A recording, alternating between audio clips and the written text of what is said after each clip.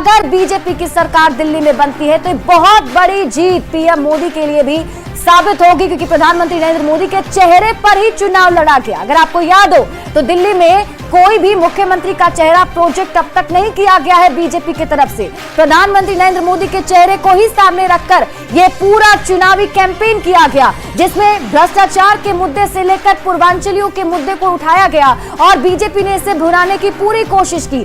यमुना के जहर का मुद्दा उठाया गया, साथ ही साथ भ्रष्टाचार के मामलों को लेकर भी आम आदमी पार्टी को घेरा गया था। तो क्या उन मुद्दों को जनता तक पहुंचाने में बीजेपी सफल हो पाई है? हालांकि जब परिणाम आएंगे तो इस पर भी विश्लेषण किया जाएगा कि क्या होने जा रहा है, लेकिन जो आंकड़े हैं वो जरूर बीजेपी के लिए अच्छे आंकड़े साबित होते हुए शुभ संकेत बीजेपी के लिए। 44 सीटों पर बीजेपी ने बढ़त बना रखी है, 21 विधानसभा की सीटों पर आम आदमी पार्टी की बढ़त है और कांग्रेस को बड़ा झटका है। कांग्रेस एक सीट पर बढ़त बनाए हुए है और फिलहाल जो हम आपको ये आंकड़े दिखा रहे हैं और बड़े चेहरों की बात कर रहे हैं तो उनके बारे में भी आपको बता दें। विधानसभा सीट के हिसाब से अगर देखा जाए तो नई दिल्ली विधानसभा सीट से अरविंद केजरीवाल जो है वो लगातार पीछे ही चल रहे थे, शुरुआत से पीछे हैं और अभी भी कई राउंड की काउंटिंग कंप्लीट हो चुकी है, उसके बाद भी वो पीछे ही चल रहे हैं। तो ऐसे में जब बड़े नेताओं का ही यही हाल है तो आगे क्या होगा इसे समझा जा सकता है। तो बहुमत के आंकड़ों से आगे बढ़ती हुई बीजेपी 44 विधानसभा की सीटों पर बीजेपी ने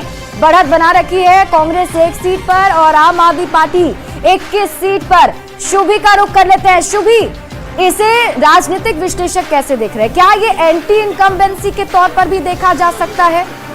जी वाकई शिप्रा, हम राजनीतिक विश्लेषक जो हमारे साथ बने हुए उनसे बातचीत करेंगे और ये जानने की कोशिश करेंगे कि क्या क्या बड़ी वजह रही होगी जिसकी वजह से जनता ने इस बार लगातार जो पिछले कई सालों से आपकी सरकार आ रही थी उस पर भरोसा ना कर बीजेपी पर भरोसा जताया है। क्या क्या वजह हो सकती है? साथ ही साथ एंटी इनकम्बेंसी की भी बात की जा रही है, क्या ऐसे ये भी रीजन हो सकता है?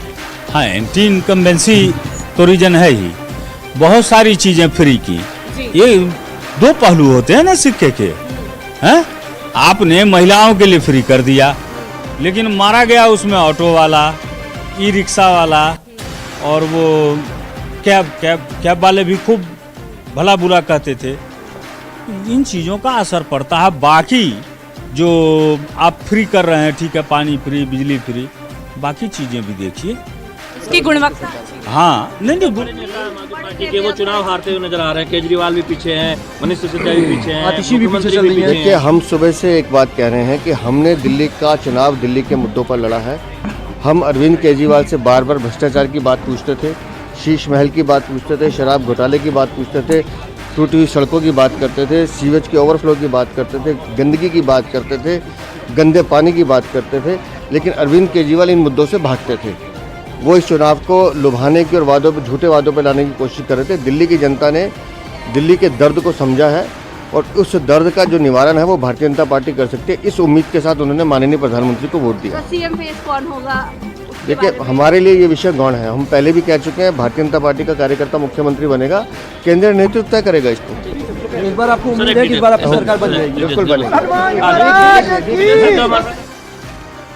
सचदेवा को सुन रहे थे, उन्होंने साफ शब्दों में कहा है कि मुख्यमंत्री कौन होगा ये बीजेपी का प्रमुख तय करेगा कि आखिर मुख्यमंत्री कौन बनेगा, कौन चेहरा होगा। लेकिन इन सब के बीच अगर हम ये जो आंकड़े हैं उस पर नजर डालें तो यह स्पष्ट समझ में आ रहा है कि अभी जो रुझान आया है वो बीजेपी के पक्ष में आ रहा है। इसकी क्या क्या प्रमुख वजह हो सकती है? कोई एंटी इनकम्बेंसी कह रहा है, कोई फ्री बीज की बात कर रहा है। जी शुभी जी, देखिए, एंटी इनकम्बेंसी तो है ही है। यहाँ तक कि अरविंद केजरीवाल ने भी इस बात को महसूस किया था और अपने 20 विधायक बदल दिए थे, उन्होंने नए चेहरे दिए थे। लेकिन एंटी इनकम्बेंसी जो थी वो पूरी की पूरी सरकार के खिलाफ थी, जो अब इन रुझानों से थोड़ा दिखाई पड़ रहा है। दूसरी बात क्या, आप देखिए कि तीनों पार्टियों ने चुनाव किस तरह लड़ा। बीजेपी ने अपनी साफ स्ट्रेटजी बनाई और बाकायदा प्रधानमंत्री नरेंद्र मोदी के चेहरे को सामने किया। आम आदमी पार्टी निशाना बनाती रही कि अगला सीएम का फेस कौन होगा। बीजेपी सीएम फेस नहीं दे रही है, लेकिन भारतीय जनता पार्टी ने नरेंद्र मोदी के चेहरे को सामने किया और चुनाव लड़ा और 1 on 1 गए। ठीक है, चूंकि अरविंद केजरीवाल राष्ट्रीय राजनीति के भी चेहरे इंडिया ब्लॉक में भी हिस्सा रहे थे। वहीं कांग्रेस ने अगर पार्टी ज़्यादा कहें तो उसके जो इंडिविजुअल कैंडिडेट्स हैं उन पे भरोसा किया, चूँकि पार्टी की अभी वैसी ज़मीन तैयार नहीं है। कांग्रेस के लिए इस बार एक अस्तित्व का सवाल था।